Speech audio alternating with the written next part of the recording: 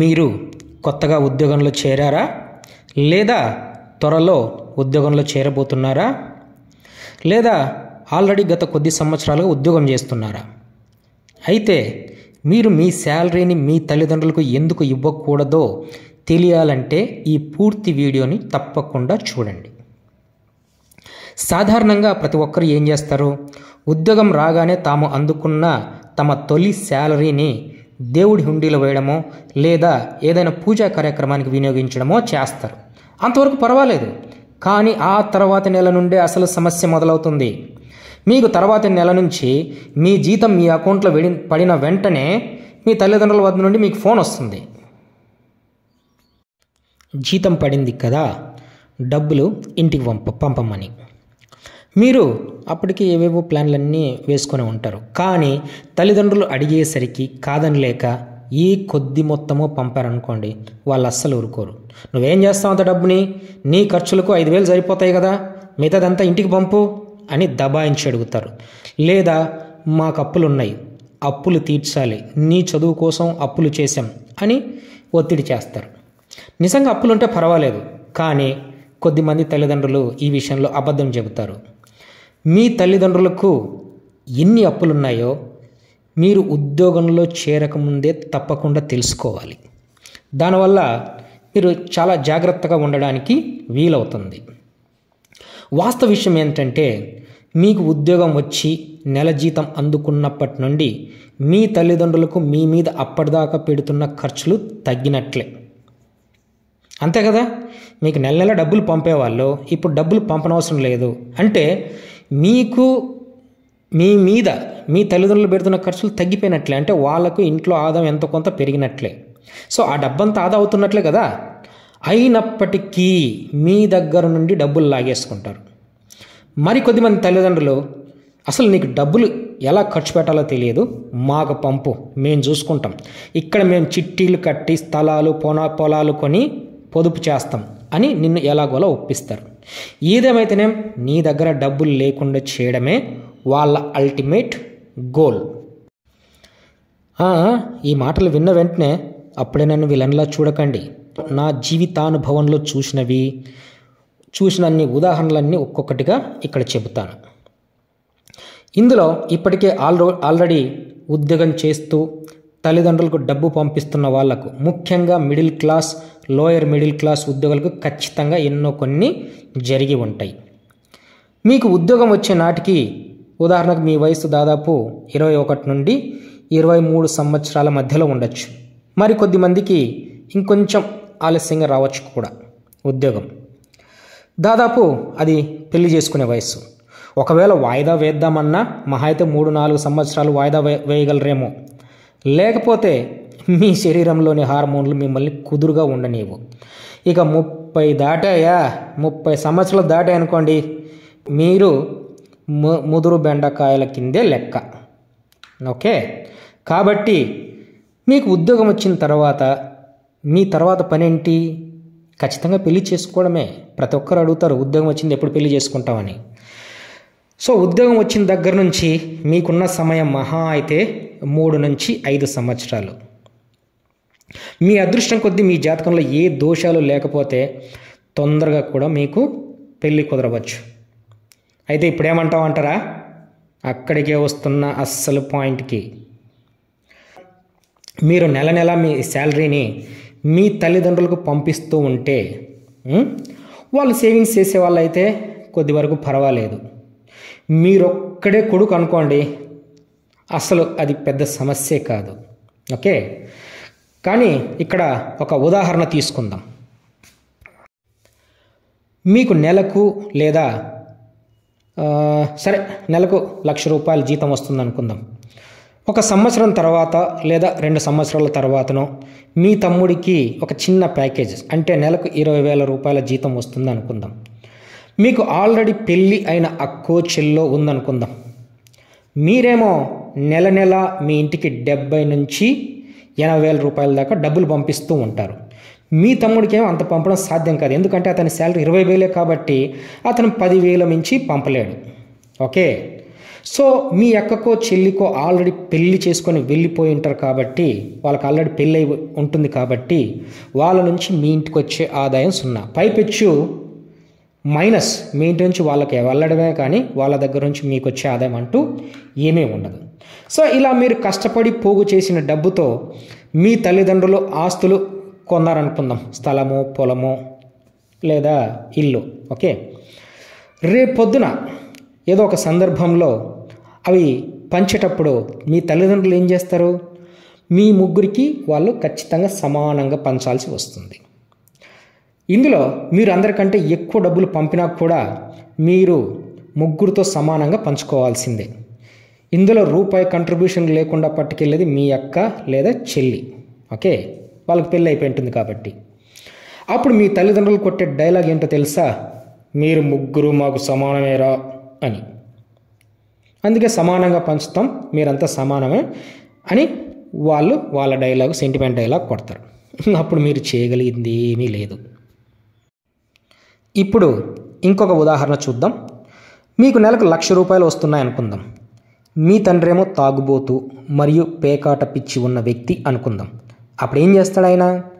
మీకు జీతం రాకముందే మీకు ఫోన్ చేసి డబ్బులు పంపమని అడుగుతుంటాడు. ఆ డబ్బులతో మీ తండ్రి తాగుతూ పేకాట ఆడుతూ డబ్బులను తగిలేస్తూ ఉంటాడు. ఇంకొక విషయం, మీకు పెళ్ళి కూడా కావాలని చాలా ఆలస్యం చేస్తాడు. ఎందుకంటే మీకు పెళ్లి చేస్తే తనకు వచ్చే డబ్బులు ఆగిపోతాయి కాబట్టి. అందుకే మీకు 30 ఏళ్ళు దాటినా కూడా, మీరు ముదిరిపోతున్నా కూడా మీ పెళ్ళి ఊసే ఎత్తడు. ఇలా కూడా మీరు చాలా చాలా నష్టపోతారు.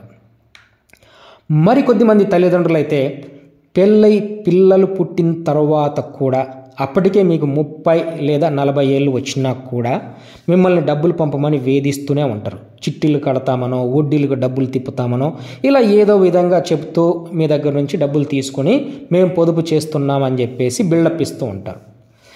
మీరు అమాయకులు అయినారనుకోండి, సో మీరు డబ్బులు పంపుతూ ఉన్నారనుకోండి, ఇక అంతే సంగతులు. అటు మీ పెళ్ళాన్ని, మీ పిల్లల్ని సరిగ్గా చూసుకోలేక, ఇటు మీ తల్లిదండ్రులను ఎదిరించలేక నలిగిపోయి ఆ వయసుకు రకరకాల కన్ఫ్యూజన్లతో మీకు బీపీ, షుగర్ లాంటి వచ్చే అవకాశం కూడా ఉంది. ఇలా చెప్పుకుంటూ పోతే చాలా ఉదాహరణలు ఉన్నాయి. తర్వాత వీడియోలో ఒక్కొక్కటి చెప్పుకుందాం. మీలో ఎవరికైనా ఇలాంటి అనుభవం జరిగి ఉంటే కామెంట్ల రూపంలో తెలియచేయండి. సో మరేంటైతే తల్లిదండ్రులకు డబ్బు పంపడం తప్ప? మమ్మల్ని చదివించారు కదా, వాళ్ళు మమ్మల్ని పెంచి పెద్ద చేసి చదివిస్తేనే కదా మేము ఈరోజు ఉద్యోగం చేస్తున్నాం, ఈ స్థాయిలో ఉన్నాం అనే కదా మీ డౌట్, అనుమానం. అదిగో ఆ పాయింట్కే వస్తున్నాను. నో డౌట్ మీ తల్లిదండ్రులు మిమ్మల్ని చదివించారు. కానీ మీకు ఉద్యోగం వచ్చిన తర్వాత ఎంత జీతం వస్తుందనే విషయం వాళ్లకు అస్సలు చెప్పకండి.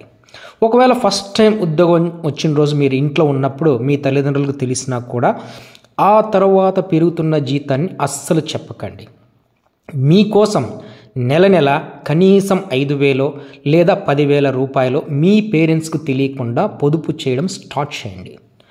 మీ పేరెంట్స్కు ఎంతవరకు అవసరమో, ఎంత డబ్బులు కరెక్ట్గా అవసరమో అంతవరకే కనుక్కొని వాళ్ళకు పంపిస్తూ వాళ్ళకు చేదోడు వాదోడుగా ఉండండి, పర్వాలేదు. అంతేగాని పేరెంట్స్ని నెగ్లెక్ట్ చేయమని నా పాయింట్ కాదు. మిమ్మల్ని మీరు నెగ్లెక్ట్ చేసుకోవద్దు అని చెప్పడమే నా ఉద్దేశం. మిమ్మల్ని మీరు అశ్రద్ధ చేసుకోవద్దు, మీ జీవితాన్ని అశ్రద్ధ చేసుకోవద్దు, లేదంటే తర్వాత భవిష్యత్తులో మీరు చాలా విచారిస్తారు. ఇంకొక విషయం, మీరు నెల నెల డబ్బులు సేవ్ చేసుకుంటున్న విషయం మీ పేరెంట్స్కే కాదు, మీ ఫ్రెండ్స్కి కూడా తెలియకూడదు. ఎందుకంటే మీ దగ్గరకు వచ్చి పనికిమాలిన కథలన్నీ చెప్పి మిమ్మల్ని అప్పులు అడుగుతారు, లేదా ఈజీగా డబ్బు వస్తుందని చెప్పి ఏదో ఒక స్కీమ్లోనో లేదా ట్రేడింగ్ అకౌంట్లోనో మీ డబ్బులు ఇన్వెస్ట్ చేసేలా మిమ్మల్ని ఒత్తిడి చేసి మిమ్మల్ని సంక నాకిచ్చేస్తారు. ఒక విషయం జాగ్రత్తగా గుర్తుంచుకోండి, మీరు ఎవరికి తెలియకుండా దాచుకుంటున్న ఈ డబ్బులు మీ భవిష్యత్ అవసరాల కోసమని గుర్తుంచుకోండి. ఎందుకంటే మీకు పెళ్ళి అయ్యే సమయానికి మీ దగ్గర కనీసం 5 నుంచి 10 లక్షల రూపాయలు ఉండేలా ప్లాన్ చేసుకోవాలి మీరు. ఓకే, అప్పుడే పెళ్ళైన తర్వాత మీరు మంచిగా హనీమూన్కి వెళ్ళగలరు. అలాగే ఇంటికి అవసరమయ్యే మంచి furniture, TV, fridge, washing machine లాంటివి కొనుక్కోగలరు. సో ఇలా చేయడం వల్ల మీకు ఏం జరుగుతుందంటే ముఖ్యంగా మీ పెళ్ళాం దగ్గర మీరు ఒక హీరో అయిపోతారు. ఒక్కసారి మీరు హీరో అయిన తర్వాత జీవితాంతం మీరు హీరోనే మీ పెళ్ళాం దగ్గర. అప్పుడు తను మీకు అనుకూలంగానే ఉంటుంది ఎప్పటికీ. అలా కాకుండా ఉన్న డబ్బంతా మీ తల్లిదండ్రులకు పంపి చేతిలో చిల్లి గవ్వ లేకోకుండా పెళ్ళైన తర్వాత కూడా మీ పెళ్ళాం ముందు మీ తల్లిదండ్రులను చీటికి మాటికి డబ్బులు అడిగారనుకోండి, మీ పెళ్ళాం ముందు మీరు ఖచ్చితంగా చులకన అయిపోతారు. ఇంకా తను మిమ్మల్ని చీప్గా చూస్తుంది. మీకు డబ్బులు సేవింగ్స్ చేయడం రాదనే ఉద్దేశం తనకు బలంగా ముద్ర పడిపోతుంది. లేదా డబ్బులు మేనేజ్ చేయడం చేత కాదని తను ఖచ్చితంగా ఒక అభిప్రాయానికి వచ్చి అప్పటి నుంచి జీతం మొత్తం నాకే ఇవ్వు, నెల తిరిగిందా జీతం నా చేతిలో పెట్టాలని అప్పుడు మీ పెళ్ళాం మిమ్మల్ని ఒత్తిడి చేస్తుంది. సో మీ తల్లిదండ్రులలాగే తను కూడా మీ చేతిలో 5,000 2,000 పెట్టేసి జీతం మొత్తం తన కంట్రోల్లో పెట్టుకొని మొత్తం మీ కుటుంబ బాధ్యతలు మొత్తం మీ పెళ్ళాం కంట్రోల్లోకి వెళ్ళిపోతాయి. మీరు కూడా పెళ్ళాం కంట్రోల్లోనే ఉంటారు. అందుకే సో ఉద్యోగం వచ్చిన వెంటనే మీ జాగ్రత్తలో మీరు ఉండడం మంచిది. మీకోసం, మీకు భవిష్యత్తులో రాబోయే భార్య కోసం, అలాగే భవిష్యత్తులో పుట్టబోయే పిల్లల కోసమైనా ఖచ్చితంగా మీరు మీ తల్లిదండ్రులు తెలియకుండా ఎంతో కొంత డబ్బు, అసలు ఎంత వీలైతే ఎంత దాచితే అంత ఎక్కువ డబ్బును దాచుకోండి. హ్యాపీగా ఉండండి. పెళ్ళాం దగ్గర హీరోగా ఉండండి. కుటుంబ బాధ్యతలన్నీ మీరే తీసుకొని మీ చెప్పు చేతల్లోనే మీ కంట్రోల్ని పెట్టుకోండి. మీకు ఈ విషయంలో ఏదైనా డౌట్ ఉంటే కొద్దిమంది అనుభవజ్ఞులైన పురుషులను చూడండి. సో ఇంట్లో మొత్తం పెత్తనం అంతా వాళ్ళ భార్యలదే జరిగిపోతూ ఉంటుంది. ఎందుకంటే వాళ్ళు చేసిన మిస్టేక్ అలాంటిది. పెళ్ళికి ముందు డబ్బులు దాచరు, ఏ ఆస్తులు కూడబెట్టరు, ఉన్నదంతా తల్లిదండ్రులకి ఇచ్చుంటారు. కాబట్టి పెళ్ళైన కొత్తలో ఏమేమి ఉండదు, ఏ సౌకర్యాలు ఉండవు. వచ్చిన అమ్మాయికి చిరాకు వస్తుంది. సో జీతం మొత్తం లాగేసుకుంటుంది. అప్పుడు ఏం జరుగుతుంది తెలుసా? అప్పుడు మీ తల్లిదండ్రులకు మీరు 1,000 రూపాయలు పంపాలన్నా కూడా మీ పెళ్ళాన్ని మీరు అడుక్కోవాలి. సో తను బలవంతంగా మీ జీతం లాగేసుకుంటుంది. సో మీ పెళ్ళాన్ని అడుక్కొని మీ పెళ్ళాం పర్మిషన్తోనో 1,000 2,000 పంపాలి. అది ఇంకొక నరకం. సో అటు మీ తల్లిదండ్రులకు హెల్ప్ చేయలేరు. ఎందుకంటే మీ తల్లిదండ్రులు పెళ్ళికి ముందు ఒక మిస్టేక్ చేశారు. మీ దగ్గర మీకు సేవింగ్స్ అనేది లేకోకుండా మీ దగ్గర మొత్తం డబ్బంతా లాగేసుకుని ఒక మిస్టేక్ చేశారు వాళ్ళు. వాళ్ళ జాగ్రత్త అతి జాగ్రత్తలకు పోయి ఇప్పుడు ఏం చేస్తుంది పెళ్ళాం ఎందుకని మీ తల్లిదండ్రులకు పంపిస్తుంది? మీ దగ్గర ఏమీ లేవు కదా, మీకు సేవింగ్ చేయడం చేత కాదు, మొత్తం డబ్బులు నా దగ్గరే ఉండాలా, నేను సేవింగ్ చేస్తాను, నా కంట్రోల్లో పెట్టుకుంటానని మొత్తం తన కంట్రోల్లో పెట్టుకుంటుంది.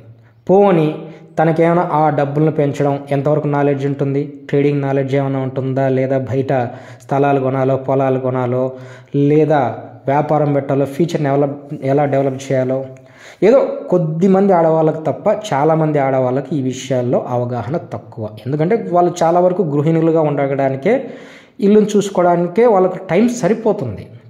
బయట విషయాలు వాళ్ళకి తెలియవు. మీకు నాలెడ్జ్ ఉన్నా, మీకు ఎంతో అప్పటికి ఫైనాన్షియల్ నాలెడ్జ్ వచ్చినా కూడా మీరు ఏం చేయలేని పరిస్థితి. ఎందుకంటే డబ్బు మీ కంట్రోల్లో లేదు. సో కాబట్టి మిత్రులారా, ఇక నుంచైనా జాగ్రత్త పడండి. జీతం డబ్బులు పడిన వెంటనే మీకోసం మీరు సేవింగ్ చేసుకోండి. భవిష్యత్తులో ఇటువంటి ప్రమాదాలు కొని తెచ్చుకోవద్దు. సో అలాగని తల్లిదండ్రులకు పూర్తిగా డబ్బు పంపొద్దని నా ఉద్దేశం కాదు. పెళ్ళికి ముందే మీరు జాగ్రత్తగా ఉండండి. మీ తల్లిదండ్రులకు ఎంత అవసరమో అంతవరకే డబ్బులు పంపిస్తూ ఉండండి. వాళ్ళను హ్యాపీగా ఉంచండి. మీరు కూడా జీవితాంతం హ్యాపీగా ఉండండి. మీ పిల్లల దగ్గర, మీ పిల్లల దగ్గర హీరోగా దర్జాగా బతకండి. ఎందుకంటే మీ దగ్గర ఎంత డబ్బు ఉంటే మీ దగ్గర అంత కాన్ఫిడెన్స్ ఉంటుంది. మీ దగ్గర ఎంత కాన్ఫిడెన్స్ ఉంటే మీరు అంత ఆరోగ్యంగా, ఉల్లాసంగా, ఉత్సాహంగా, హాయిగా, హ్యాపీగా జీవితాంతం బ్రతుకుతారు. స్వస్తి.